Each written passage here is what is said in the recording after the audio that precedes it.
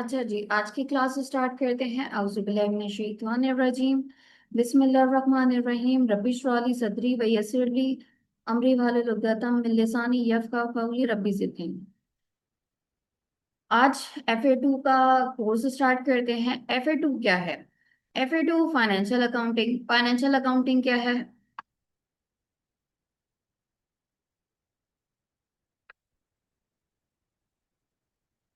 हम्म।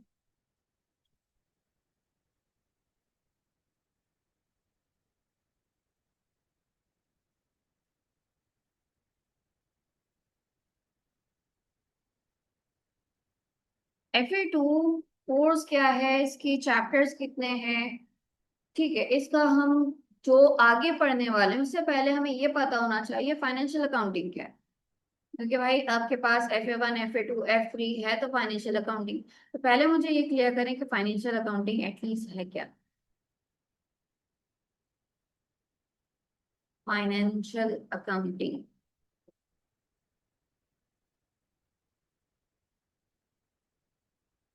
हम्म। किसी प्रोडक्ट की किसी भी प्रोडक्ट की। आप क्या अच्छा, सिर्फ एक प्रोडक्ट की हम अकाउंटिंग करेंगे? अकाउंटिंग बेसिकली आप क्या कहोगे? अकाउंटिंग का क्या मकसद है? अकाउंटिंग किसे कहेंगे आप? नहीं उस अकाउंटिंग तो एटलीस्ट में रहती है। अकाउंटिंग हर चीज में आ जाती है। हम इस फाइनेंशियल अकाउंटिंग को दो लफ्ज में पहले ब्रेक कर लेते हैं। फाइनेंशियल अलग कर देते हैं, अकाउंटिंग पहले समझते हैं। अकाउंटिंग आपने कहा सब चीजों में आती है। ठीक है, तो क्या है? ये किस कैसे आ जाती है क्या ये? Calculation calculation? किस चीज की कैलकुलेशन? किसी प्रोडक्ट प्रोडक्ट की कैलकुलेशन? में जितनी भी फाइनेंस जितनी भी चीजें होती हैं मतलब कि जब फ्लो हो रहा होता है कैश वगैरह का, उस चीज की अपनी फ्लो हो रहा है कैश का। और भी बाकी चीजें बताई हैं। कैसे होता है, क्या होता है? मकसद क्या है अकाउंटिंग का? बेसिक मकसद मुझे बता सकते हैं आप? अकाउंटिंग रीडिंग जिसको हम याद रखकर डेटा में रख सकते हैं। याद रख सकते हैं? अगर याद रख सकते हैं तो मतलब इसके स्टेटमेंट्स क्यों बनाते हैं अगर याद ही रख सकते? देखो, बेसिक मकसद क्या है, अकाउंटिंग क्या है? अकाउंटिंग को कहा जाता है, it is the language of business. क्या कहा जाता है भाई? Language of business. बिजनेस की लैंग्वेज कहा जाता है, क्यों?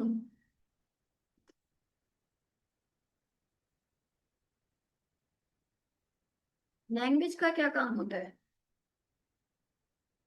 समझ में समझना। और कुछ?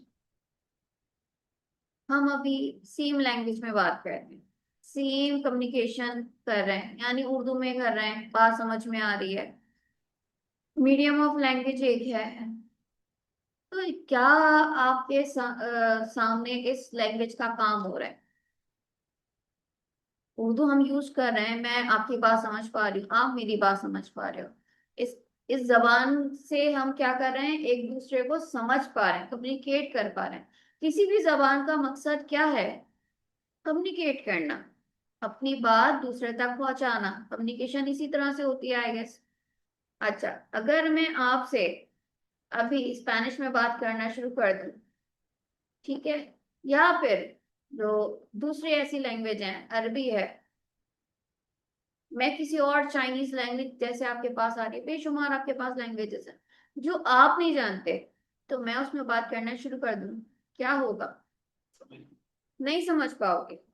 हमारे दरमियान ना होते हुए भी एक बैरियर आ जाएगा, रुकावट आ जाएगी, मैं अपनी बात आप तक सही से नहीं समझा पाऊँ।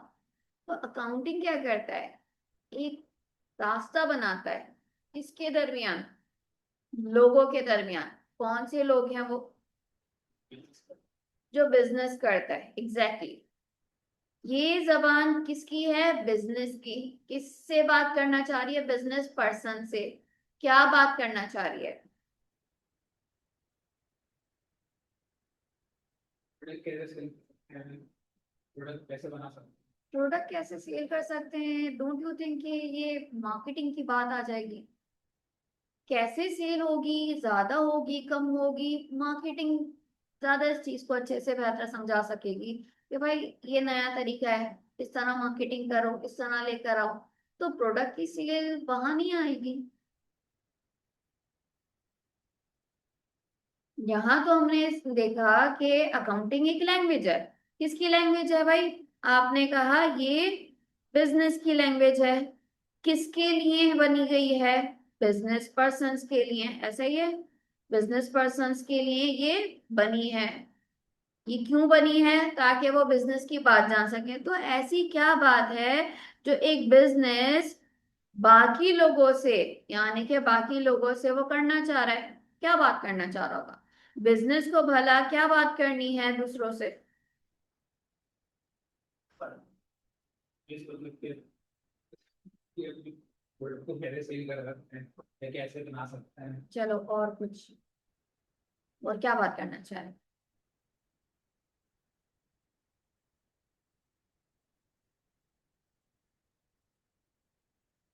बिजनेस के अंदर आपने जो कहा सेल, ये चीजें बहुत सारी होती हैं। हाँ, इसकी भी बातें होती हैं। लेकिन वहां पे अकाउंटिंग लैंग्वेज का कोई खासा दखल नहीं होता।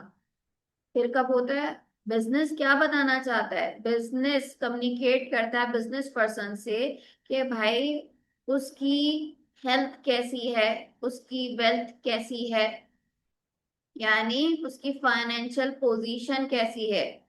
आपने टेंथ में, नाइन्थ में, इलेवेंथ में, ट्वेल्थ में क्या करा था? क्लियर करा था पेपर, कितने ग्रेड से करा था? वहां आपको क्या पता चल रहा था? आपकी पोजीशन पता चल रही थी कि भाई XYZ स्टूडेंट है, 88 लेकर आए, 90 लेकर आए। तो कैसे पता चला? मुकाबला हुआ था या फिर बाद में आ गया था? नहीं ना, बकायदा एक प्रोसेस से गुजरे थे। किस प्रोसेस से? एग्जाम्स कंडक्ट हुए थे। एग्जाम्स के बाद नंबर्स आपने टीचर ने चेक करे थे। टीचर ने देखा भाई किसके ज्यादा हैं, किसके कम है, उसके अकॉर्डिंग उसको हमने जज करा कौन बेटर परफॉर्म कर चुका है, कौन एवरेज, किसने वर्स परफॉर्म करा है। तो भाई बिजनेस भी क्या कह रहा है कि मैं आज के टाइम पे कैसा हूं? कैसे पता चलेगा? उसकी हेल्थ को देख के, उसकी वेल्थ को देख के, उसकी कंडीशन को देख के। कंडीशन बताती है कि ये अभी सही है या नहीं है, यानी उसकी पोजीशन को देख के। अगर वो अच्छा परफॉर्म करेगा तो लोग उससे जुड़ते जाएंगे। अगर वो बुरा परफॉर्म करेगा तो क्या लोग उससे जुड़ना पसंद करेंगे? बिल्कुल नहीं। इस वजह से क्या होता है, बिजनेस बात करता है, शायद आपने सुना हो, asset is equals to capital plus liability. Equation हम पढ़ चुके हैं, लेकिन क्या आपने इस इक्वेशन को समझा था? नहीं, शायद नहीं, या शायद भूल गए हो। Asset is equals to capital plus liability, हमने ये सीखा था कि भाई मिस जब आप ये इक्वेशन लिखते हैं तो इसका मतलब क्या होता है कि भाई आपका जो एसेट है, एग्जाम्पल के तौर पे 100,000 आपका एसेट है, इसको किसके बराबर होना चाहिए जब आप कैपिटल और लाइबिलिटीज को ऐड करें? एग्जाम्पल के तौर पे भाई 50,000 आपका कैपिटल है तो 50,000 ये आपकी लाइबिलिटी है। तो जब ऐड करेंगे तो ये इक्वल आना चाहिए 1 लाख के। ये इक्वेशन सिर्फ ये बात थोड़ी बता रही है, जरा गौर से देखना क्या कह रहा है ये। कि भाई ये जो आपका एसेट है, ये 1 लाख का तो है, लेकिन क्या वाकई ये आपके बिजनेस का है या नहीं? एसेट से धोखा ना खाओ। एसेट किसका है ये देखो। कैसे पता चलेगा? देखो, एसेट पे किन किन का क्लेम है जरा देख लो यहाँ पे। एक तो आपका क्लेम है और एक बाहर वालों का, यानी तुम्हारे सर पे जिम्मेदारी भी है।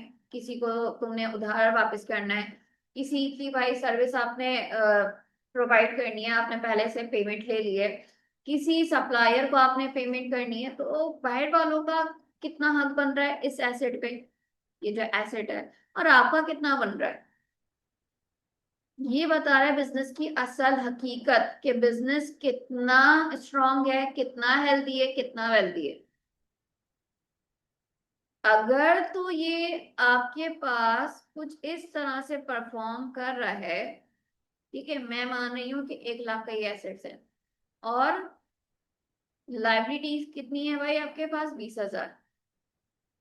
तो इक्वेशन तो हमें पता है, दोनों को ऐड करेंगे एसिड्स के बराबर। अब देखो यहाँ क्या बता रहे हैं कि जस्ट 50% आपका हक था और 50% ही बाहर वालों का था, यानी एवरेज है। यहाँ खतरा भी हो सकता है। क्यों? अगर तुमने संभले नहीं तो इससे वर्स कंडीशन में जा सकते हो। वर्स कैसी हो सकती है भाई, कि सिर्फ 20,000 तुम्हारे क्लेम में आता हो, बाकी का बाहर वालों का। तो क्या तुम इस चीज को जब देखोगे ऐसे बिजनेस में जुड़ना चाहोगे? नहीं। कब जुड़ना चाहोगे? जब कुछ इस तरह की सिचुएशन देखोगे। यही तो है। ये क्या है? जबान। जबान क्या बता रही है आपको? ये जबान ही तो बता रही है आपको कि भाई, बिजनेस की जबान बता रही है। बिजनेस कह रहा है कि मेरी सिचुएशन बहुत अच्छी है। ये जो एसिड 1 लाख का आपको दिख रहा है, इस पे सबसे ज्यादा 80% मेरा हक है। अब जो इसके बिजनेस पर्संस हैं, कौन कौन हो सकते हैं?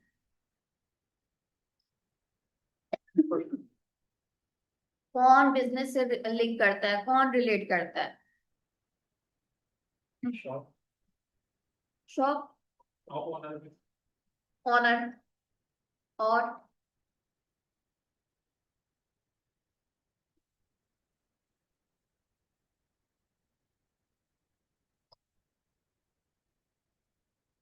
बिजनेस से जुड़े कौन कौन से लोग होते हैं? आपने एक कहा ऑनर। भाई बिजनेस कैसा परफॉर्म कर रहा है, सबसे पहले किसको पता होना चाहिए? उसके ऑनर को, ठीक है। तो बिजनेस पर्सन में सबसे पहले आपने कहा सही है, ऑनर। और उसके अकाउंटेंट के ऊपर। ठीक है, अकाउंटेंट को। और और जनाब?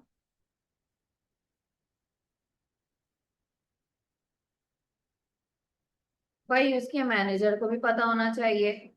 मैनेज कौन करेगा काम? मैनेजर, ठीक है। एम्प्लॉयज भी जानना चाहेंगे कि आपका बिजनेस कैसा है, क्या आप हमें पे कर सकोगे, नहीं कर सकोगे। इसके अलावा और आपके कस्टमर्स आपके बारे में जानना चाहेंगे। आपने यहाँ क्लास ली, क्यों ली? कुछ सोच समझ के ली होगी। ये ऑर्गेनाइजेशन कैसा है, कंपेयर करा होगा ना बाकी लोगों से।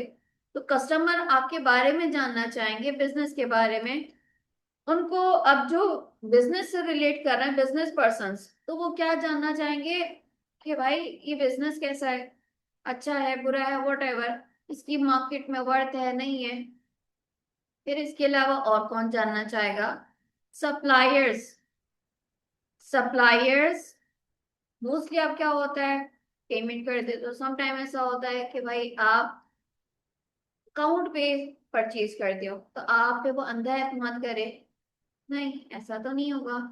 तो फाइनेंशियल वर्थ पता होगी तो फिर आप पे भरोसा करेगा, हाँ भाई सरवाइव। अगर मार्केट में ऑलरेडी बात फैली थी हो, ये तो कल बंद हो जाएगा बिजनेस, तो वो आपको माल देगा? नहीं। ठीक है जनाब, इसके अलावा और? सुपरवाइजर्स। सुपरवाइजर्स एम्प्लॉयज में ही आ जाएंगे सब, ठीक है। सुपरवाइजर हैं, जो आप लेबर लगाओगे, वो भी जानती है कि भाई हाँ ऐसी अच्छी जगह है, हम वहाँ काम कर रहे हैं। इसके अलावा और?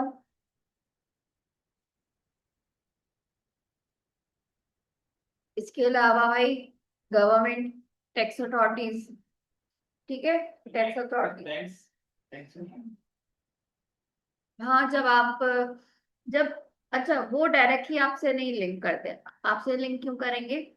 जब आप फाइनेंस या ऐसी चीज मांगोगे, तो बहरहाल उस टाइम पे तो वो लिंक नहीं करेंगे। तो बैंक नहीं है सही। वो तब आपकी श्योरिटी मांगते हैं जब आप उनसे लोन मांगो, या कोई बड़ी आप स्पॉन्सरशिप मांगो। डायरेक्टली वो किसी और चीज के लिए, उनको क्या जरूरत आपके बिजनेस को जानने की? आप जब बैंक में जाते हो, भाई मुझे लोन चाहिए 1 करोड़ 2 करोड़ का, तब वो देखता है कि भाई ये बिजनेस है, हाँ भाई लोन देना है दे दे। तब वो जानना चाहेगा आपकी फाइनेंशियल वर्थ, अदरवाइज वो ऐसे ऐसा जिसमें आपके यूजर्स में नहीं आता। बिजनेस पर्सन हैं कौन? बिजनेस के यूजर्स कौन कौन है? Internally externally. इंटरनली जो आपके ऑर्गेनाइजेशन में डायरेक्ट लिंक है, कौन? सबसे पहले ओनर को, फिर एम्प्लॉयज, मैनेजर्स, ठीक है, स्टाफ मेंबर्स जितने भी हैं, चाहे वो लेबर्स हो या एम्प्लॉयज हो, सबको। इसके अलावा आपके कस्टमर्स, इसके अलावा आपके सप्लायर्स, एक्सटर्नली भी आप देखोगे, गवर्नमेंट है, टैक्स अथॉरिटीज है। अच्छा, समटाइम हमारा बिजनेस क्या होता है कि भाई हमें इन्वेस्टमेंट चाहिए होती है। आप कहते हो हाँ लाओ इन्वेस्टमेंट लो, तो क्या होता है, इन्वेस्टर्स को भी आपकी बिजनेस की परफॉर्मेंस पता होनी चाहिए। जब पता होती है तो फिर वो आपके बिजनेस से जुड़ना या अलग होना चाहिए। क्लियर है? मार्केट में किसी बिजनेस के हवाले से कोई भी बात चल रही होती है, र्यूमर चल रहा होता है, तो बिजनेस में इम्पैक्ट पड़ता है। यही वजह है। ठीक है? तो लैंग्वेज बहुत आपके लिए क्रुशियल या इंपॉर्टेंट रोल प्ले करती है। जब आप अपना मैसेज पहुंचाते हो तो आपको पता चलता है कि मार्केट में इसकी कितनी वर्थ है। अब ये वर्थ आपकी कैसे पता चली? आपके फाइनेंशियल स्टेटमेंट से। क्लियर है ये चीज? तो हमने क्या सीखा? अभी बिजनेस, क्या बिजनेस में जो अकाउंटिंग है वो लैंग्वेज है, कम्युनिकेट कर रही है। जैसे हमने आपकी रिपोर्ट से कम्युनिकेट करा कि भाई बिजनेस आपने कैसा परफॉर्म करा, अच्छा परफॉर्म करा, अपना बहुत ही बेहतरीन परफॉर्म करा, एवरेज करा, वर्स्ट करा या बिलो एवरेज करा, बिजनेस कैसा परफॉर्म कर रहा है। यही सारे लोग, ये जैसे हमने पूरी एक बनाई है, ये पूरे लोग जानने चाहेंगे। बिजनेस की परफॉर्मेंस पता चल रही होती है। ठीक है? अब ये डायरेक्टली नहीं पता चल रही होती है, कैसे पता चलती है? पूरा एक प्रोसेस है।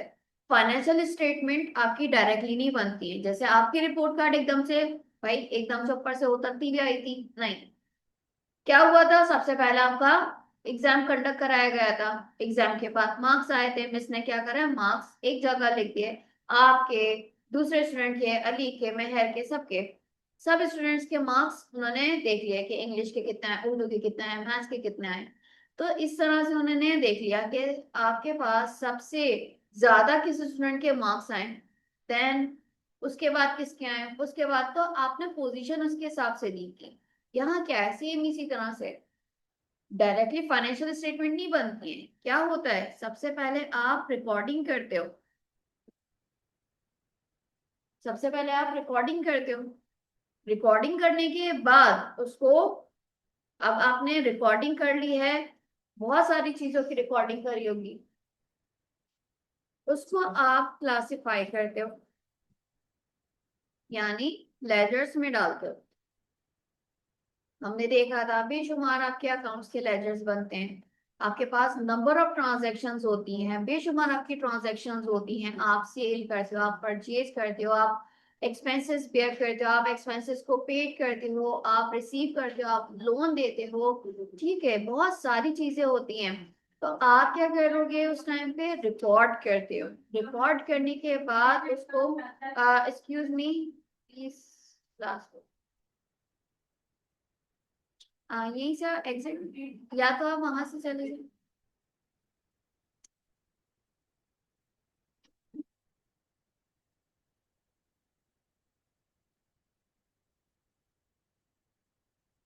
अच्छा जी, तो फिर या तो आप क्या करोगे, क्या बात कर रहे थे हम, रिकॉर्डिंग के बाद क्लास।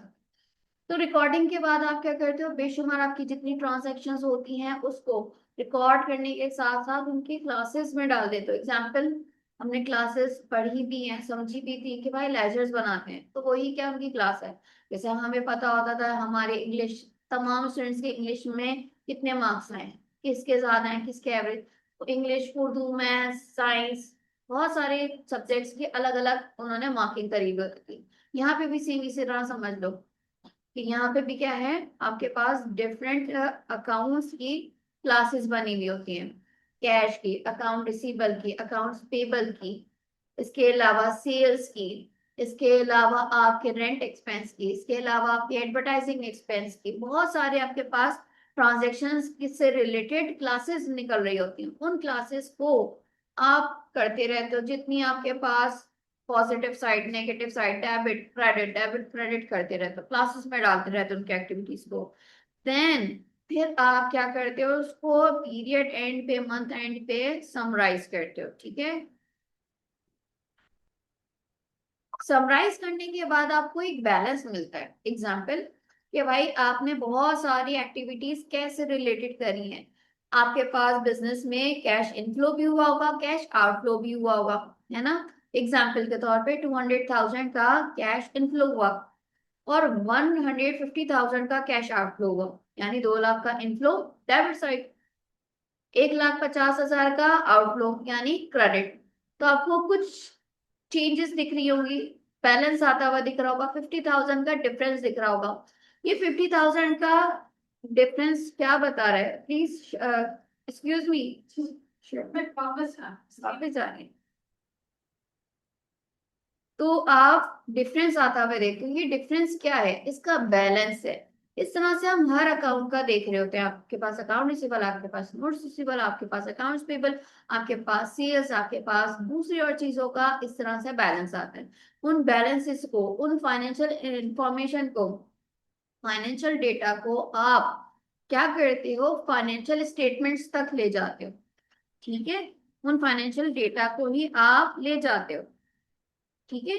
देन आप करते हो रिपोर्टिंग। अब आप रिपोर्टिंग बनाओगे, डायरेक्टली नहीं बनती, तो ये पूरे स्टेप्स आपको फॉलो करते हुए आने हैं। पहले रिकॉर्डिंग होगी, देन क्लासिफाई करते हो, इंटरप्रिटेट करते हो, समराइज करते हो, देन फिर रिपोर्ट बनाते हो। अभी फिलहाल आपके पास FA1 FA2 में दो ही तरह की आपके पास रिपोर्ट्स बनाई जाएंगी। कौन कौन सी? Statement of profit and loss, जिसको इनकम स्टेटमेंट भी कहा जाता है, और दूसरी है स्टेटमेंट ऑफ फाइनेंशियल पोजीशन, जिसको आप बैलेंस शीट भी कहते हो। क्लियर है? तो बेटा, आपके पास अकाउंटिंग क्या है, ये पूरा एक प्रोसेस है, फाइनेंशियल अकाउंटिंग, फाइनेंशियल फाइनेंस यानी मनी मैनेजमेंट। तो यहाँ पूरा देखते हो कि आप मनी मैनेजमेंट तो तब करोगे ना जब बिजनेस की आपको वर्थ पता होगी। भाई घर का टोटल बजट कितना है, कैसे पता चलेगा, अब्बा की पूरी इनकम कितनी आ रही है, कितनी बचत हो रही है, पूरा तब फिर आप मैनेज करने का सोचोगे ना। आपने मैनेजमेंट अकाउंटिंग भी पढ़ी होगी, किसको देख के मैनेज करते हो, अपने बजट को। बजट कहाँ से आ रहा है, आपको यहाँ से पता चल रहा है टोटल मेरी इतनी वर्थ है, तो मैं इतना अफोर्ड कर सकता हूँ। फाइनेंशियल अकाउंटिंग बिजनेस की वर्थ बताती है। क्यों? मकसद क्या है? फाइनेंशियल रिपोर्टिंग करना, फाइनेंशियल रिपोर्ट्स बनाना। डायरेक्टली नहीं बनेंगी, कम्युनिकेट करेगी फाइनेंशियल रिपोर्टिंग।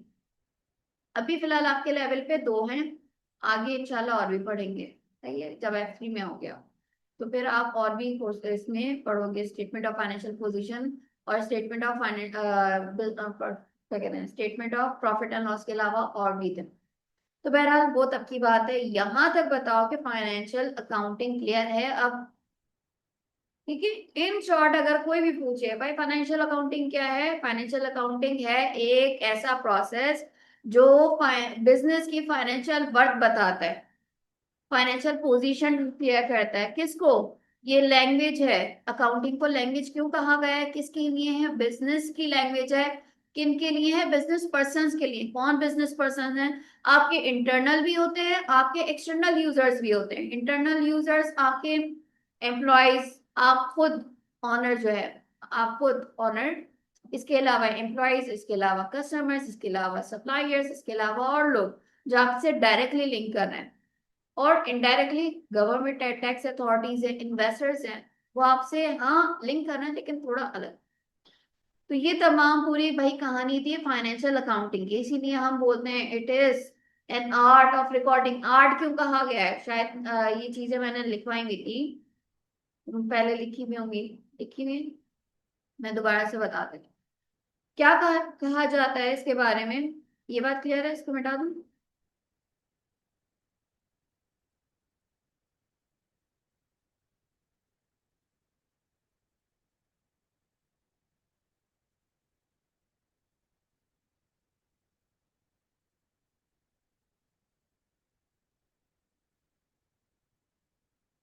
अच्छा जी।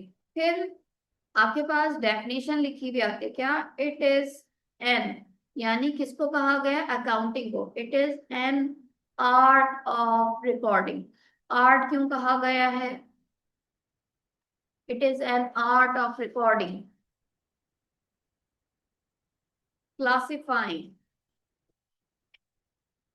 classifying, summarizing, and reporting financial information, reporting financial information of an organization.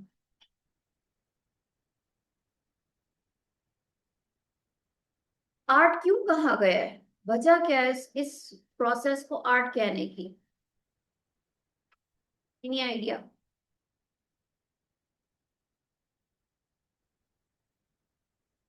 क्या इसमें कैलीग्राफी हो रही है, या पिक्चर्स बनाई जा रही है, स्केचिंग हो रही है? क्यों आर्ट है?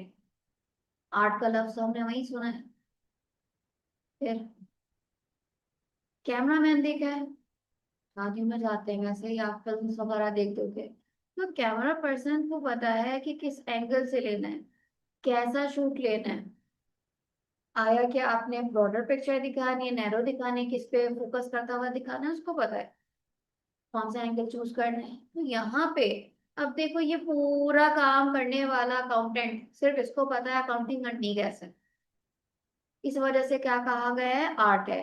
क्यों? क्योंकि वो उसकी मैथोलॉजी जानता है, इनके मैथड सिस्टम को जानता है बेसिकली। ये अकाउंटिंग कैसा सिस्टम है, कैसे करना है, कैसे ऑपरेट करना है। तो इस वजह से भाई पूरा कहा गया है कि ये आर्ट है। किस चीज का? रिकॉर्डिंग। कैसे रिकॉर्डिंग होती है? प्रिंसिपल्स के तहत। मेथड है डबल एंट्री बुक कीपिंग, सम पढ़ी होगी। क्या कहता है डबल एंट्री बुक कीपिंग? के one is for debit side and one is for credit side. इस तरह से आपने रिकॉर्ड करना है। उस रिकॉर्डिंग करने के बाद नेक्स्ट स्टेप पे जब आप आओगे, वो क्लासिफाई होगा। लेजर्स बनाओगे। लेजर्स कैसे बनाने हैं, ये चीज आप सीखते हो। लेजर्स में कैसे डालना है, डेबिट साइड कौन सी है, क्रेडिट साइड कौन सी है, कैसे आपने इसको पुट करना है।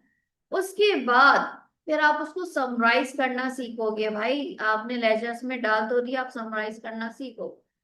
कैसे समराइज करते हो, ये पूरा एक प्रोसेस सीखते हो। समराइज करके तुम्हें कुछ इंटरप्रेट करना होता है, रिजल्ट आता है। बैलेंस मिला, अच्छा भाई इस तरह से आपने करा तो बैलेंस मिला।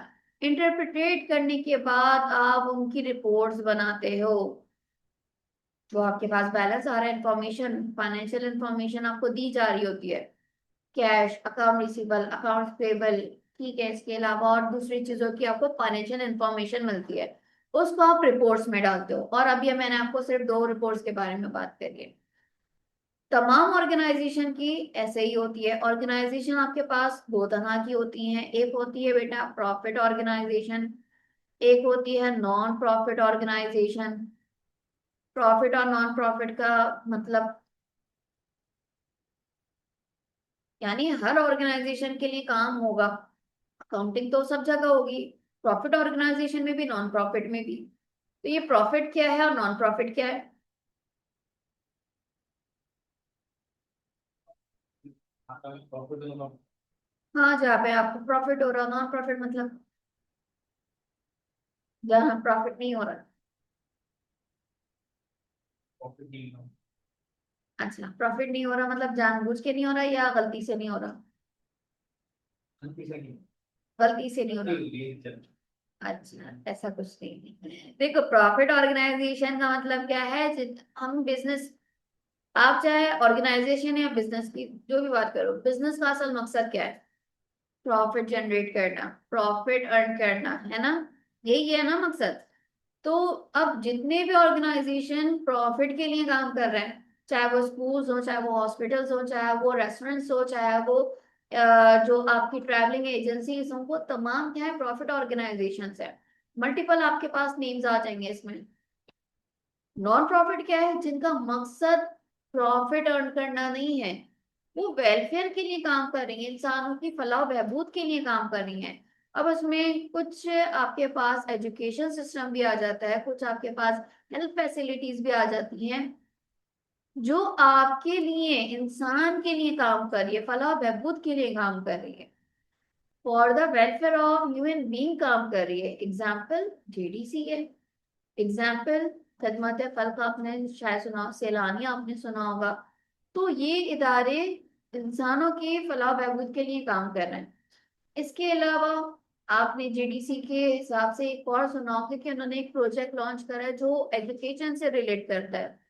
इसके अलावा अच्छा क्या नाम है, शहजाद रॉय, इन्होंने भी इस काम में अपना हिस्सा डाला है, एजुकेशन से रिलेटेड जिंदगी ट्रस्ट लेकर आए हैं। तो ये भी क्या कर रहे हैं, एक नॉन प्रॉफिट ऑर्गेनाइजेशन रन कर रहे हैं, जिसका मकसद क्या है, वेलफेयर के लिए, इंसानों की खिदमत के लिए काम करना।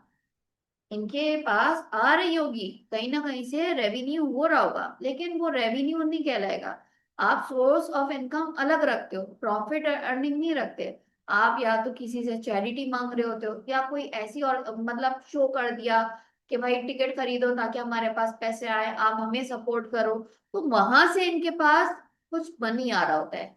ये बेच के नहीं करते। जैसे नॉर्मली आपके पास किसी भी, अगर मैं एजुकेशन को एजुकेशन से कंपेयर करूं, कि नॉन प्रॉफिट ऑर्गेनाइजेशन जो एजुकेशन की हैं और प्रॉफिट ऑर्गेनाइजेशन जो एजुकेशन से रिलेट कर रही है, दोनों को कंपेयर करूं तो क्या होता है, प्रॉफिट ऑर्गेनाइजेशन जो एजुकेशन से रिलेट कर रही हैं, आप क्या करते हो, जाते हो, पैसा देते हो, एडमिशन लेते हो, पढ़ते हो, ऐसा ही है। लेकिन जो नॉन प्रॉफिट ऑर्गेनाइजेशन है, वहां इतनी कोई फीसेस नहीं दी जाती, समटाइम वो आपको बुक्स भी या एडमिशन भी फ्री कर देते हैं। तो ये फैसिलिटीज वो प्रोवाइड करते हैं, जिनका असल मकसद आपसे पैसा कमाना नहीं है, वो सिर्फ इंसानों की फलाह बहबूद के लिए काम कर रहे हैं। तो बेटा ये बताओ, फाइनेंशियल अकाउंटिंग क्लियर है किसके लिए करी जा रही है, और तमाम ऑर्गेनाइजेशन में यह काम हो रहा होता है। हमारे पास दो तरह के ऑर्गेनाइजेशन है, प्रॉफिट ऑर्गेनाइजेशन और नॉन प्रॉफिट। यहाँ तक क्लियर है? आगे बढ़ते हैं। अच्छा जी, फिर आ जाते हैं, बिजनेस किसे कहते हैं, बिजनेस किसे कहते हैं।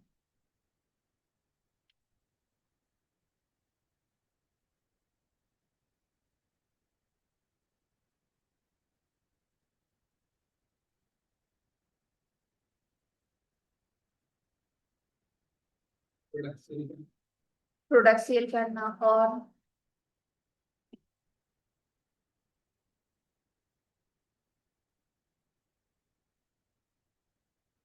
कम्युनिकेट। कम्युनिकेट तो लैंग्वेज कर रही है, और बिजनेस क्यों करते हैं, वजह क्या है?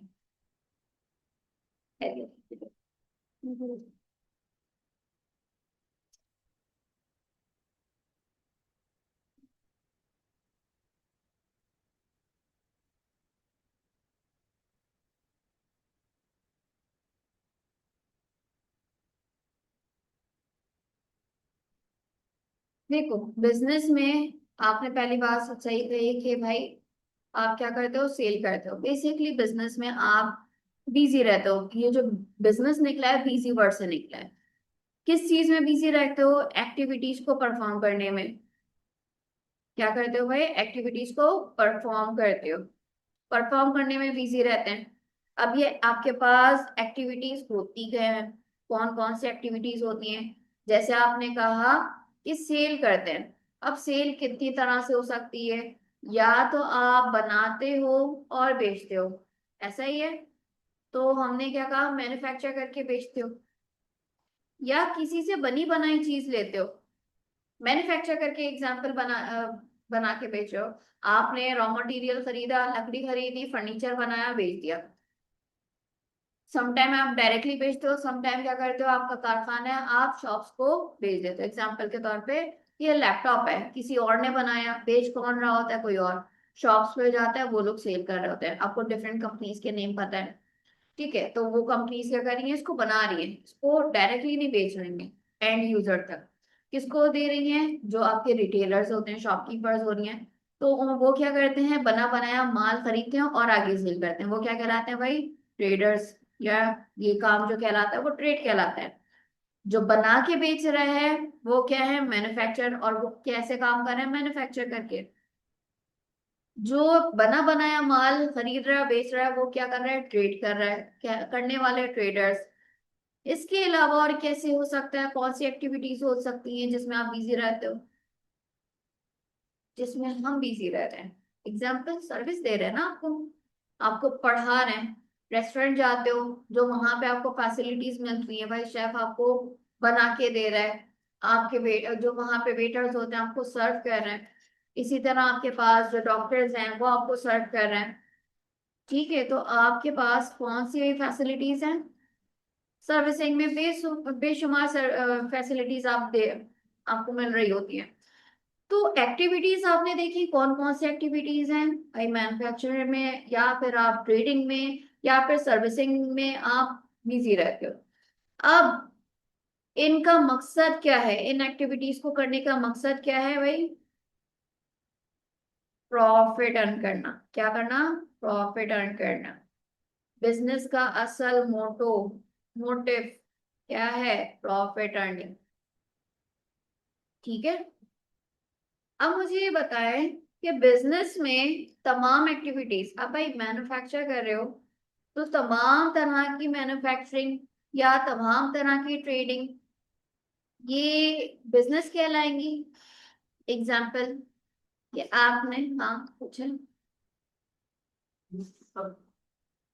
तो आपने क्या क्वेश्चन करा था?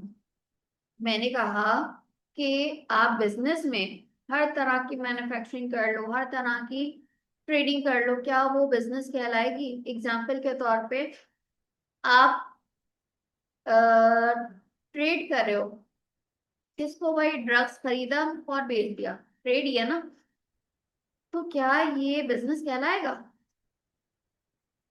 नहीं। रीजन, भाई प्रॉफिट अर्निंग तो है और उसमें तो अच्छी खासी प्रॉफिट अर्निंग है।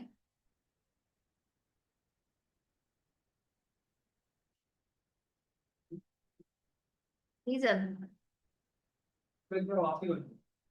तो वापसी। मैंने कहा कि हर तरह की एक्टिविटी क्या बिजनेस कहलाएगी। मैंने एग्जाम्पल के तौर पे आपसे पूछा कि आप अगर, अल्लाह ना करे कि भाई आपने ड्रग्स परचेज करा और आगे स्मगल कर दिया, तो क्या ये बिजनेस है, प्रॉफिट अर्निंग तो वहां पे भी हो रही है, खरीदा बेचा ट्रेडिंग है।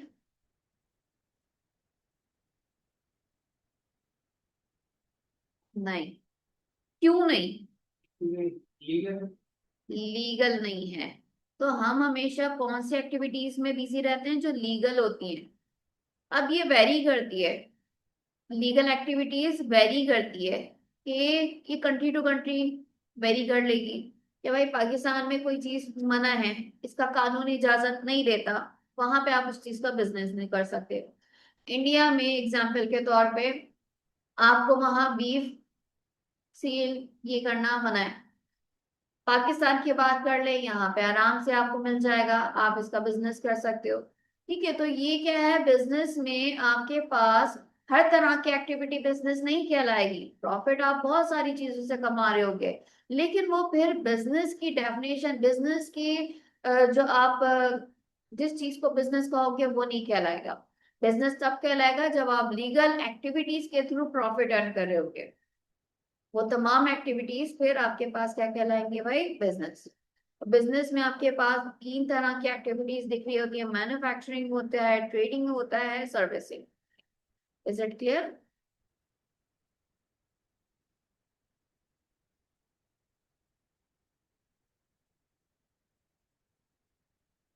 अच्छा, देन बिजनेस की टाइप्स कितनी होती हैं भाई, बिजनेस तो आप कर रहे हो, तो बिजनेस तो आप कर रहे हो, बिजनेस की टाइप्स कितनी है, कोई भी बिजनेस कर लो, टाइप्स कितनी होंगी, कैसे।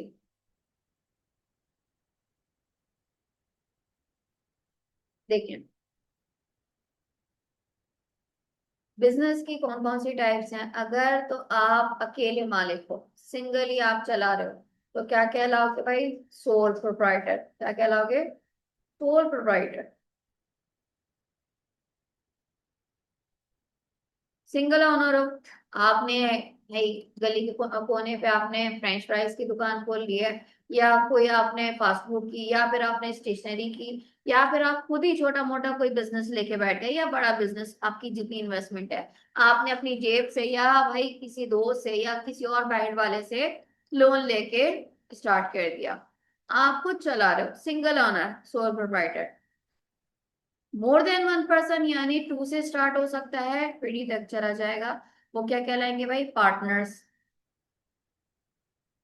Partnership business. तीसरा आपके पास कॉरपोरेशन या लिमिटेड लायबिलिटी कंपनी आ जाएगी, जिसमें आपके पास बहुत सारे ऑनर्स होते हैं।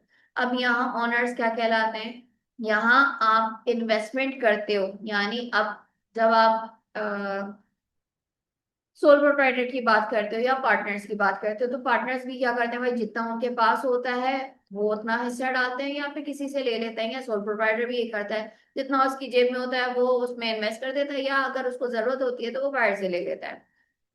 लेकिन कॉरपोरेशन में क्या होता है, या लिमिटेड लायबिलिटी कंपनी में क्या होता है, कि आप जो इन्वेस्टमेंट करते हो वो शेयर्स के जरिए, आपको जितना जितना करना है, बहुत सारे क्योंकि होते हैं लोग, तो जितना उनको लगता है कि भाई हमें 20%, 10%, 5%, कितने परसेंट आपने शेयर्स परचेज करना है, वो क्या करते हैं, इस तरह से इन्वेस्टमेंट कर देते हैं, और उतने परसेंट के वो ऑनर बन जाते हैं। वहां के जो ऑनर होते हैं वो क्या कहलाता है, शेयर होल्डर्स। यहाँ तक क्लियर है? ये क्लियर है कि भाई बिजनेस किसे कहते हैं, बिजनेस किसे कहते हैं, बिजनेस की काइंड्स क्या है, बिजनेस की टाइप्स क्या है। ठीक है, यहां तक कोई सवाल? आगे बात करते हैं, बिजनेस में आप किनको, चलो रिकॉर्डिंग से स्टार्ट करते हैं। बिजनेस में आप क्या करते हो, बिजनेस में आप रिकॉर्ड करोगे, कैसे करोगे, किस चीज को रिकॉर्ड करोगे, बिजनेस में आप बिजनेस ट्रांजैक्शंस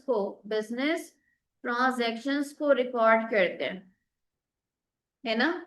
बिजनेस में बहुत सारी ट्रांजैक्शंस होती हैं, ट्रांजैक्शंस मतलब सिंपल अल्फाज में एक्टिविटी, एक्टिविटीज हो रही होती हैं, सेल कर रहे होते हो आप, परचेज कर रहे होते हो आप, रेंट पे कर रहे होते हो आप, रेंट रिसीव कर रहे होते हो आप, सैलरीज पे कर रहे होते हो, मल्टीपल एक्टिविटीज आप परफॉर्म कर रहे होते हो, जिसकी कोई मॉनेटरी टर्म्स है उसको आप ट्रांजैक्शन का नाम दोगे। ये बात याद रखिएगा, ट्रांजैक्शन का मतलब क्या, जिसकी कोई फाइनेंशियल इम्पैक्ट हो, मॉनेटरी टर्म्स में आप इसको इंक्लूड कर सको, नॉन फाइनेंशियल नहीं होनी चाहिए।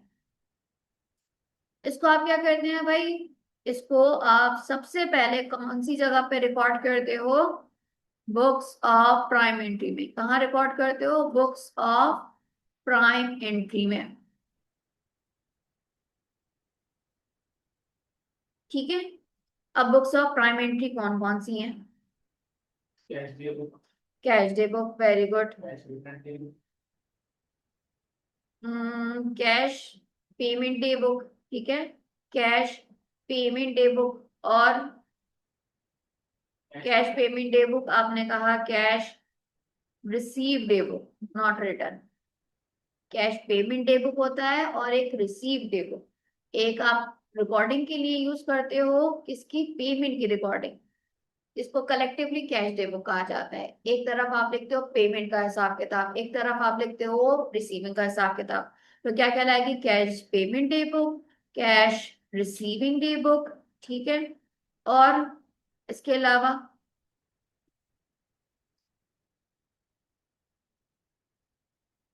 एवरीवन पे मैंने cash day book, cash return day book पढ़ा है। सेल्स, क्या सेल्स डे बुक होता है, sales day book, sales return day book, cash return नहीं होता, sales day book, sales return day book, ठीक है, रिटर्न डे बुक। देन और कौन सी है भाई, purchase day book, purchase day book, purchase return day book, और परचेज रिटर्न डे बुक, और इसके अलावा ठीक है। पेटी कैश, और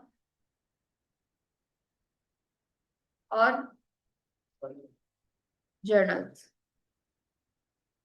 कलेक्टिवली आठ है, सॉरी, कलेक्टिवली आपके पास पांच आ जाते हैं, जिसमें आपके पास इन दोनों को कलेक्ट करते हो तो कैश डे बुक, इनको साथ बोलते हो तो सेल्स डे बुक, इनको साथ बोलते हो तो परचेज डे बुक। तो इस तरह से आपके पास एक, दो, तीन, चार, पांच, जब कलेक्टिवली बात करें ओपन अप करके कहते हैं, तो आप cash payment day book, cash receiving day book, sales day book, sales return day book, purchase day book, purchase return day book, petty cash day book और जर्नल्स। यहाँ तक क्लियर है? अच्छा, हमारे पास जो क्रेडिट से रिलेट कर रही हैं, यानी क्रेडिट ट्रांजैक्शन, वो कौन सी हैं? सिर्फ चार है। इनका ताल्लुक क्या होगा भाई? क्रेडिट ट्रांजैक्शन से होगा। यानी सेल्स भी क्रेडिट पे होगी तो कहाँ रिकॉर्ड होगी? सेल्स डे बुक में। और वही सेल्स से कस्टमर क्या कर रहा है? रिटर्न गुड्स ला के दे रहा है, तो क्या हो जाएगा? Sales return day book. Same इसी तरह जब परचेज करोगे क्रेडिट पे तो परचेज डे बुक। और आप सप्लायर को माल वापस कर रहे हो जो क्रेडिट पे खरीदा था, वो परचेज रिटर्न डे बुक में रिकॉर्ड किया जाएगा। क्लियर है? यहाँ तक कोई सवाल? फिर आगे बढ़ते हैं। अच्छा जी, फिर इसके बाद क्या करते हैं? फिर इसके बाद आप करते हो जर्नल लेजर्स की तरफ सफर। ठीक है, जर्नल लेजर्स की तरफ। जर्नल लेजर्स एंट्रीज बनाते हो। अच्छा, जर्नल लेजर्स जो आपके बनेंगे, जर्नल लेजर्स वैसे तो आपके पास जैसे एसेट है, आपके पास लाइबिलिटी है, सबके कंट्रोल लेजर्स होते हैं, जर्नल लेजर होते हैं। आपको यहाँ का पता है, कहाँ का पता है भाई? ये जो आपके पास चार आए थे, यानी sales day book, sales return day book, purchase day book, purchase return day book, इनका ताल्लुक किससे? क्रेडिट सेल और क्रेडिट परचेज से, है ना?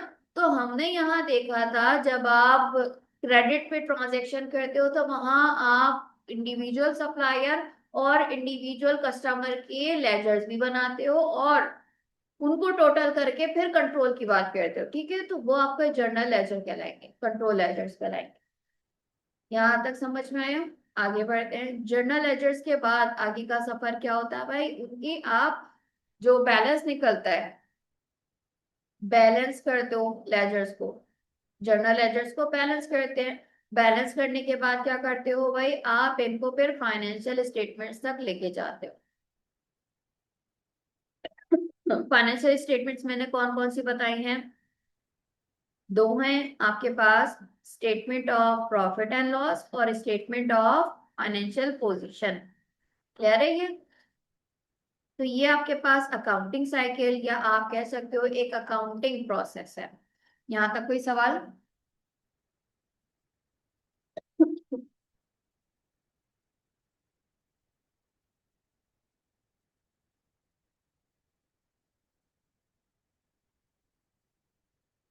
अच्छा जी, फिर आगे बढ़ते हैं। फिर आ जाते हैं, अब देखो रिकॉर्ड किसको करना है, क्या चीज रिकॉर्ड करनी है। हमने बहुत सारी चीजें समझ ली हैं बिजनेस में। तो सबसे पहले स्टेप पर आते हैं रिकॉर्डिंग। किसको रिकॉर्ड करोगे? आपके पास कुछ चीजें आ रही होती है जिसका नाम एसेट्स,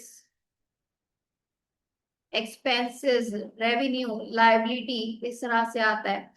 तो सबसे पहले बात कर लेते हैं भाई एसेट्स के बारे में। एसेट्स किसे कहोगे? मेरे लिए तो मैं तो हम कर रहा हूँ। मेरे लिए से मुराद?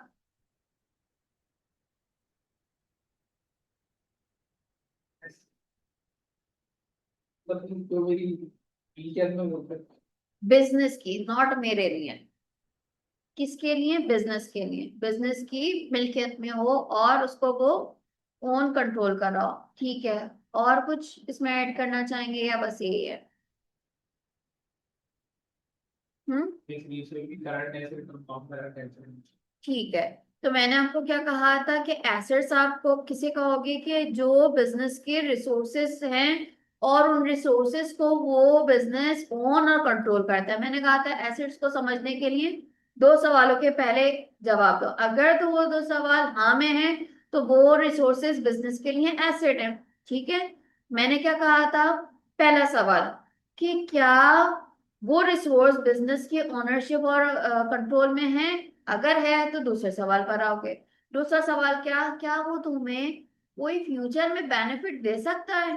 अगर हाँ तो बिजनेस क्या कहेगा उन रिसोर्सेज को? कि भाई ये मेरे एसेट्स हैं।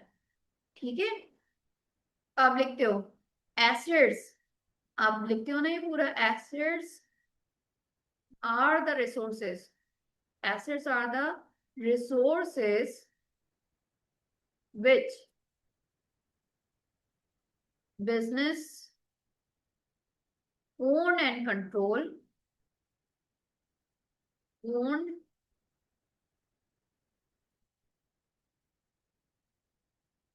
या आप इसको ऐसे कर दो, assets are the resources, सही है, which business owned and controlled and which provide and which provide future economic benefits.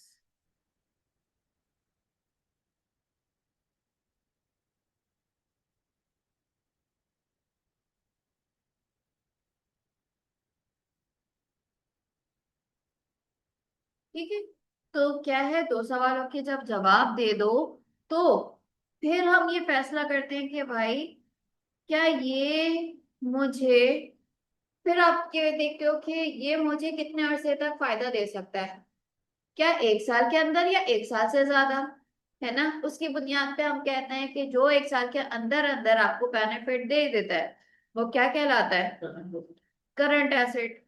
और जो आपको एक साल से ज्यादा फायदा देता है वो क्या कहलाता है आपका, नॉन करंट एसेट या फिक्स एसेट।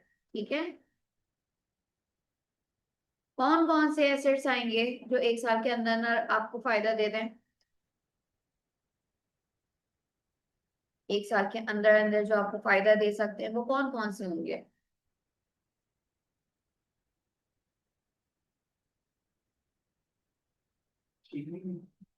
मशीनरी सिर्फ एक साल के अंदर आपको फायदा देगी, कौन कौन से होंगे भाई, कैश, कैश के अलावा बैंक, इसके अलावा और अकाउंट्स रिसीवेबल, और इसके अलावा notes receivable. Account receivable note receivable में क्या फर्क है, अकाउंट रिसीवेबल और नोट रिसीवेबल है क्या भाई, क्रेडिट की बात है कि आपने सेल करी है, अभी आपको नहीं मिला है, इन फ्यूचर मिलेगा, अभी उस पैसे पे तुम्हारा हक है। तो अकाउंट रिसीवेबल क्या है, जबानी कलाम में बात हुई है, कोई कॉन्ट्रेक्चुअल रिलेशनशिप, कोई रिटर्न एग्रीमेंट नहीं हुआ। जब ये रिटर्न एग्रीमेंट हो जाता है तो उसका नाम होता है नोट रिसीवेबल। रिसीव तुमने दोनों में करना होता है, एक क्या है, कॉन्ट्रैक्ट हुआ हुआ है बकायदा, नोट रिसीवेबल कहलाएगा, रिटर्न एग्रीमेंट है कॉन्ट्रेक्चुअल रिलेशनशिप में। दूसरा आपका कॉन्ट्रैक्ट नहीं हुआ हुआ, रिटर्न एग्रीमेंट में नहीं है, आपको भले ही उसमें बिल दे दिया जाए लेकिन कोई कॉन्ट्रैक्ट जो जैसे एक लीगल कॉन्ट्रैक्ट बनता है वैसा नहीं है, तो अकाउंट रिसीवेबल वो चीज है। ठीक है, इसके अलावा आपके पास इन्वेंट्रीज, इन्वेंट्रीज या फिर आप इसको मर्चेंडाइज इन्वेंट्री भी कहते हो। ठीक है, मर्चेंडाइज इन्वेंट्रीज या गुड्स कहा जाता है, गुड्स कहते हैं ना, गुड्स स्टॉक वो सब क्या है आपके लिए, क्योंकि एक साल के अंदर अंदर आपकी नियत होती है बेचने की। हाँ, एक साल से ज्यादा लग सकता है लेकिन हम क्या कहते हैं, सप्ताह पे उस पे नहीं जाते, एक साल के अंदर बिक सकता है, सही है, तो वो क्या है आपके लिए, करंट एसेट। तो cash, bank, account receivable, note receivable, inventory, goods या स्टॉक जो भी है आपका करंट एसेट है। इसके अलावा आपके पास ऑफिस सप्लाईज या स्टेशनरी आती है ना। तो ऑफिस सप्लाईज या स्टेशनरी भी क्या है आपके पास, आपके पास करंट एसेट है, स्टेशनरी भी आप कह सकते हो। और इसके अलावा प्रीपेड्स, एडवांस में आपने कोई पेमेंट कर दी है, प्री पेमेंट या प्रीपेड्स कहते हो, तो ये भी क्या है आपके लिए, प्री पेमेंट्स या प्रीपेड, ये भी आपके लिए क्या होता है भाई, एसेट होता है। एग्जाम्पल, आप गए शॉप पे, आपने कहा 1000 का बैलेंस डाल दो, तो आपने उसको पैसा दे दिया, क्या हुआ, क्या पैसा भी तुमने यूज करा, आपके पास एग्जाम्पल के तौर पे मैं कोई डिडक्शन नहीं करी टैक्स वगैरह की, 1000 आपने डलवाया, 1000 का क्रेडिट आपको मिल गया। तो क्या अभी आपने उसको यूज करा? नहीं। वो आपके लिए क्या है? प्रीपेड। पहले से आपने उसकी अदायगी कर दी। जितना तुम उसको यूज करते रहोगे वो दूसरी चीज में बदलता रहेगा। किस चीज में बदलेगा वो बताऊंगी बाद में। अभी क्या है, वो तुम्हारे लिए प्रीपेड है। तुम उससे फ्यूचर में बेनिफिट ले सकते हो भाई। तुम पैकेज करवा सकते हो। तुम मैसेज पैकेज कर लोगे, तुम कॉल पैकेज, तुम नेट पैकेज, जो करना चाहोगे फ्यूचर में तो तुम्हें बेनिफिट होगा। वो सब अभी क्या है? प्रीपेड या प्रीपेमेंट क्या है आपके लिए? Current asset. क्लियर है यहाँ तक? सेम इसी तरह आप क्या करते हो, इन्वेंट्रीज भी देख रहे हो तो एक साल के अंदर अंदर बेच के आप क्या करोगे, उसको अपने बिजनेस में बेनिफिट लेकर आओगे, कन्वर्ट कर दोगे कैश में। क्लियर है? अच्छा, फिर आपके पास नॉन करंट एसेट कौन कौन से आ जाएंगे, बताओ जल्दी से। फर्नीचर। फर्नीचर आ गया, और बिल्डिंग। बिल्डिंग फर्नीचर, और machine. Building furniture machinery. Building हो गए भाई, फर्नीचर है, मशीनरी,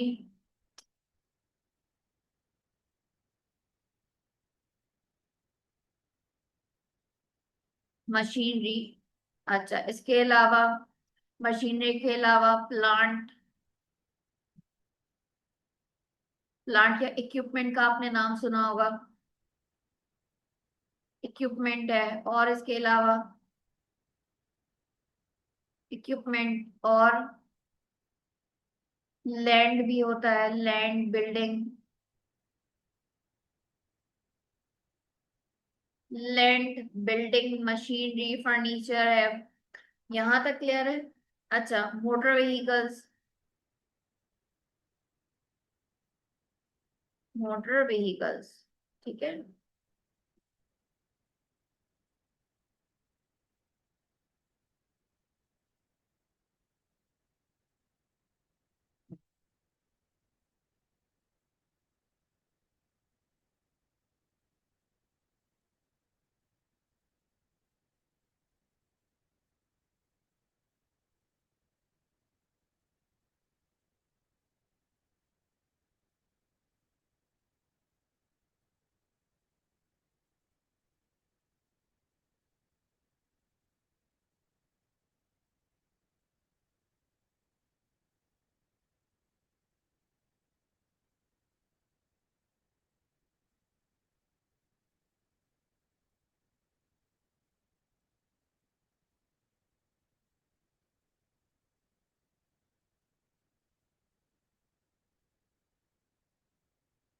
ठीक है।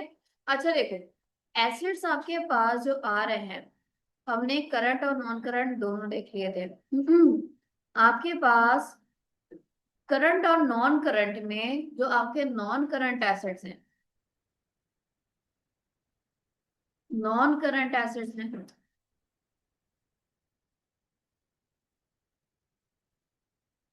नॉन करंट एसेट्स है, ठीक है। इसमें आपके पास दो टाइप्स होती हैं। कौन कौन सी टाइप्स होती हैं? दो टाइप्स होती हैं। एक कहलाता है टेंजिबल एसेट्स, एक कहलाता है आपके टेंजिबल नॉन करंट एसेट, और एक कहलाता है intangible non current asset. Intangible non current asset. Tangible और इंटेंजिबल में क्या फर्क है?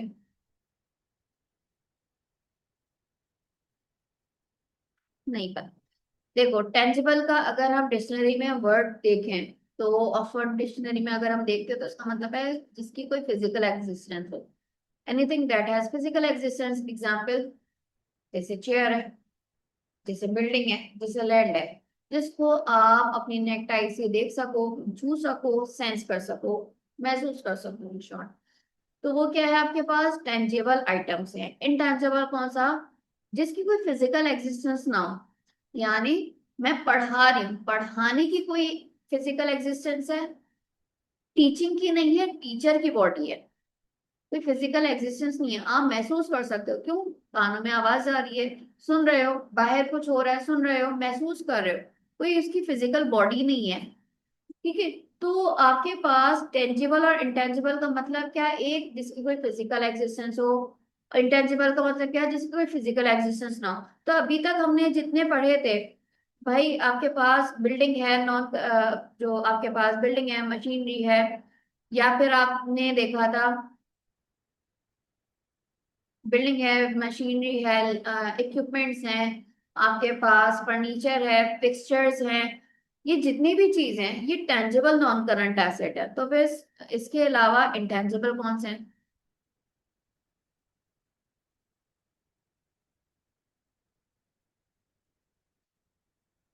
कौन है? देख, इसके अलावा कॉपीराइट्स होते हैं, कॉपीराइट्स होते हैं, ठीक है, पेटेंट्स होते हैं, कॉपीराइट होते हैं, पेटेंट्स होते हैं,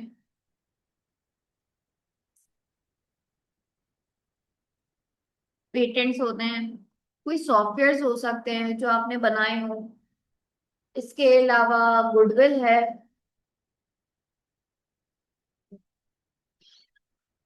ठीक है। तो ये आपके पास मैंने कुछ एग्जांपल्स लिखे हैं, जस्ट मैं आपको एक्सप्लेन करना चाह रही हूँ कि टेंजिबल भी होते हैं और इंटेंजिबल भी होते हैं। ये आप आगे जाके इस पर से रिलेटेड टॉपिक F3 में पढ़ोगे, वहां पे इसको बहुत डीपली समझाया जाता है कि भाई कैसे इसको ट्रीट करा जाता है, तो वहां पे आप इसको पढ़ोगे। फिलहाल क्या पेटेंट्स आप करवा सकते हो, कोई प्रोडक्ट बनाया, कोई फॉर्मूला बनाया, आपने अपने नाम पे रजिस्टर करवाया, अब दुनिया का कोई भी पर्सन वो नहीं बना के बेनिफिट नहीं ले सकता। हाँ, अगर आप किसी को कॉपीराइट दे रहे हो तो वो उसको यूज कर सकता है सिर्फ वही पर्सन। अगर कोई भी XYZ इसके अलावा यूज कर रहा है, आप उसको क्लेम कर दो, सू कर दो। तो आप अपनी चीज को अगर पेटेंट करवा रहे हो तो फायदा उठा सकते हो। इसी तरह कोई सॉफ्टवेयर बना रहे हो, कोई एप्लीकेशन बनाई है, आपने बनाई है, तो उससे आप क्या कर रहे हो, फायदा उठा रहे हो। गुडविल आप खुद से नहीं बनाते भाई। आपका बिजनेस 10 लाख का है, इन फ्यूचर आपने 10 साल मेहनत लगाई है, 10 लाख से स्टार्ट करा था, अब 10 साल बाद वो 1 करोड़ को आ गया है, हालांकि उसकी बिल्डिंग की वर्थ 1 करोड़ नहीं है, इसकी तकरीबन 40 लाख है। तो हम फिर 1 करोड़ की क्यों कह रहे हैं? क्योंकि ये 60 लाख का जो डिफरेंस दिख रहा है वो क्या बता रहा है, ये गुडविल है। आप खुद से कैलकुलेट नहीं करते कि आपने अपनी तरफ से लिख दिया, नहीं, आपको पता चल रहा होता है सेल करने पे, या फिर कोई कैलकुलेट करके देता है तो पता चलता है, अदरवाइज ऐसे नहीं।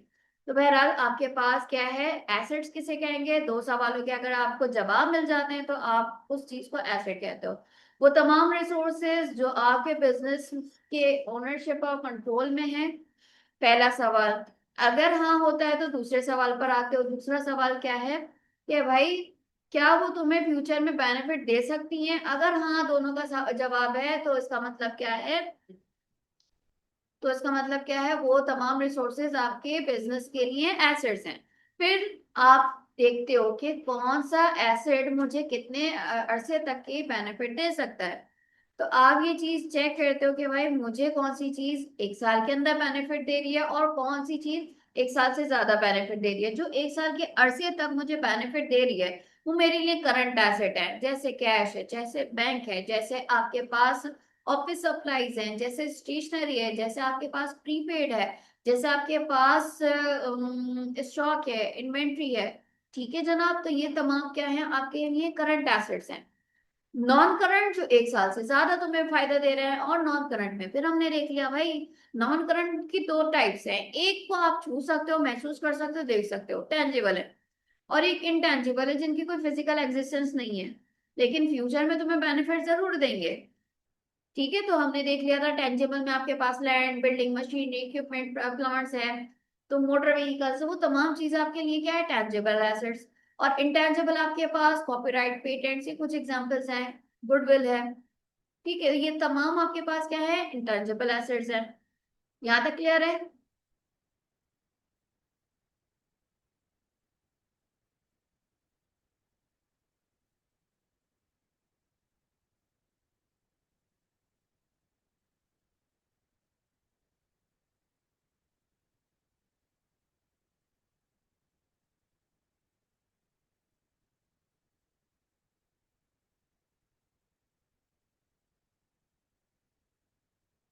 ठीक है, आगे बढ़ते हैं। फिर आ जाते हैं आप किस पे भाई, लाइबिलिटीज पे। लाइबिलिटीज किसे कहते हैं?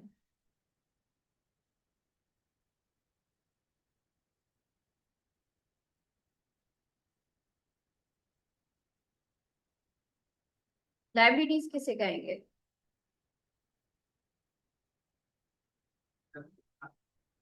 जिम्मेदारी तुम्हारी। जिम्मेदारी, ठीक है, या फिर आप कहते हो हाँ उधार है, तो आप लिखते हो liabilities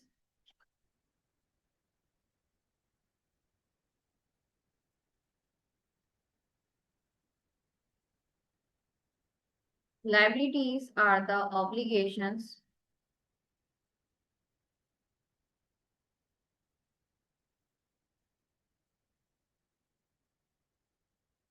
liabilities are the obligations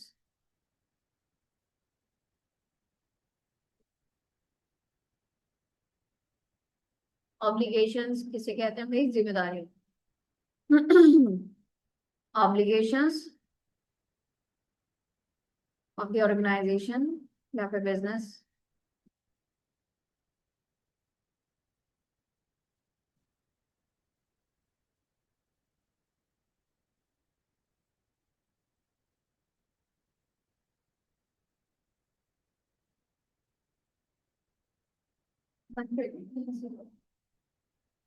liabilities are the obligations of the organization or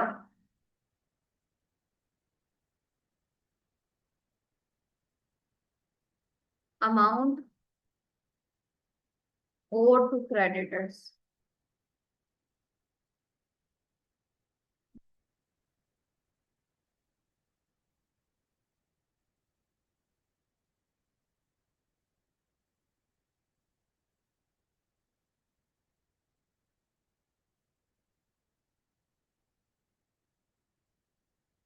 ठीक है जनाब। Liabilities are the obligations, obligation जिम्मेदारियां हैं ऑर्गेनाइजेशन पे या बिजनेस पे, या फिर अमाउंट आपने लिया था क्रेडिटर से तो उसको चुकाने की। अब फिर हम वही सवाल करते हैं कि हमारे बिजनेस की जिम्मेदारियां कौन सी एक साल के अंदर अंदर सेटल डाउन हो सकती हैं, तो हम उसका नाम क्या दे देते हैं भाई? उसका नाम हम दे देते हैं करंट लाइबिलिटीज। और जो एक साल से ज्यादा के अरसे में सेटल डाउन हो सकती हैं, तो उनका नाम क्या हम देते हैं? Non current. ये बात तो क्लियर होगी।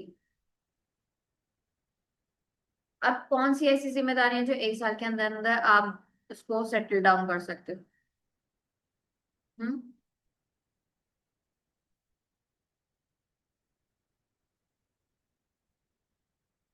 कौन सी होंगी?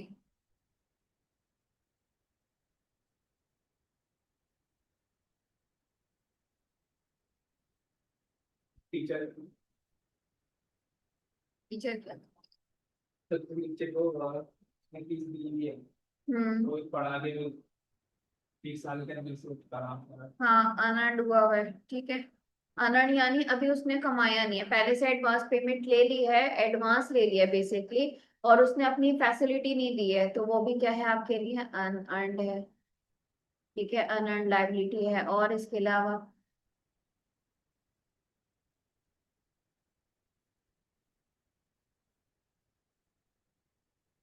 अकाउंट्स पेबल, यानी आपने आपने परचेज कर लिया है, गुड्स ले लिए हैं, खरीद लिए हैं, लेकिन पेमेंट अभी नहीं गई है, वो भी क्या है आपके लिए? आपके पास करंट लायबिलिटी है। इसी तरह नोट्स पेबल, नोट्स पेबल क्या है भाई आपके पास? नोट्स पेबल क्या है आपके पास? हाँ, वही वाला कॉन्सेप्ट है कि आपके पास एक चीज रिटर्न में है, एक चीज जस्ट वर्बली कम्युनिकेशन हुई है, ठीक है। बिल वगैरह अगर बना हुआ है कोई मसला नहीं है, लेकिन कॉन्ट्रेक्चुअल रिलेशनशिप में नहीं, लीगल कॉन्ट्रैक्ट नहीं बना हुआ, तो वो आपका रिटर्न एग्रीमेंट नहीं कहलाएगा। रिटर्न एग्रीमेंट है तो नोटिसेबल, अगर रिटर्न एग्रीमेंट नहीं है तो सॉरी, रिटर्न एग्रीमेंट अगर है नोट्स पेबल, और रिटर्न एग्रीमेंट नहीं है तो अकाउंट्स पेबल। यहाँ तक क्लियर है? आगे।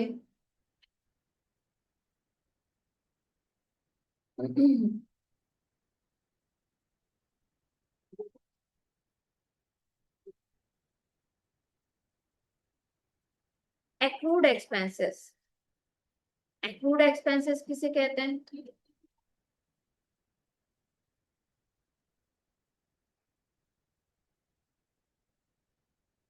Accrued expenses.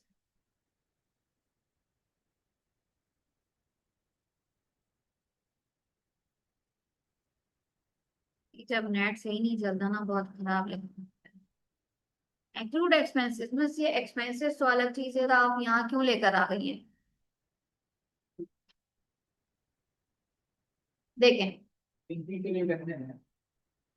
आपने एक्रूड एक्सपेंसेस का मतलब क्या होता है कि एक्सपेंस इनकर्ड हो चुका है, यानी आपने एक्सपेंस को इनकर्ड कर दिया है, आपने किसी की फैसिलिटी यूज कर ली है या किसी से परचेज कर लिया, एक्सपेंस हो गया है, लेकिन उसकी पेमेंट अभी तक नहीं करी है, तो वो क्या आपका क्या लाएगा?